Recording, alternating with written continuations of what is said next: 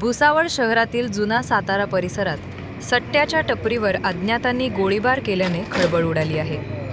रोकड लुटण्याच्या प्रयत्नात 39 वर्षीय उल्हास गणेश पाटील यांच्यावर गोळी झाडण्यात आली असून गोळी उजव्या खांद्याजवळ लागल्याने ते जखमी झाले आहेत। त्यांची प्रकृती स्थिर असल्याचे पोलिसांनी सांगितले। निवडणुकीच्या तोंडावर घडलेल्या या घटनेमुळे शहरात दहशतीचे वातावरण निर्माण झाले असून अवैध धंदे चालवणाऱ्यांमध्येही असुरक्षिततेची भावना पसरली आहे। दुचाकीवरून आलेल्या चौघांनी टपरीवर गोंधळ घालत पैसे हिसकावण्याचा प्रयत्न केला। विरोध केल्यावर कट्ट्यातून गोळी झाडून आरोपी पसार झाले। पोलीस व फॉरेन्सिक पथकाने घटनास्थळी पाहणी केली असून संशयितांचा शोध सुरू आहे। सर, भुसावळला जळगाव नाक्यावरती गोळीबार झाला सर, नेमकं सर प्रकरण काय आहे?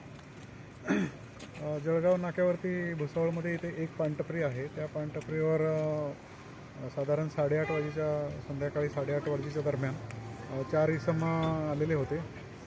त्यांनी तोंड बांधलेलं होतं, त्याच्यामुळं प्रथमदर्शनी रॉबरीच्या उद्देशानंच ते आलेले आहेत असं दिसत आहे।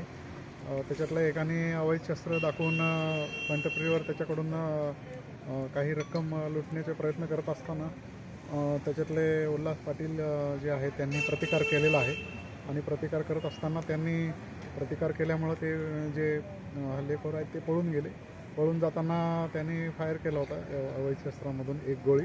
ती गोळी त्यांच्या खांद्याजवळ लागलेली आहे। ते जखमी आहेत, त्यांच्यावर रुग्णालयामध्ये उपचार सुरू आहेत। आपण आता त्यांची फिर्याद घेऊन गुन्हा दाखल करत आहोत पोलीस स्टेशनला आणि पुढचा तपास सुरू आहे।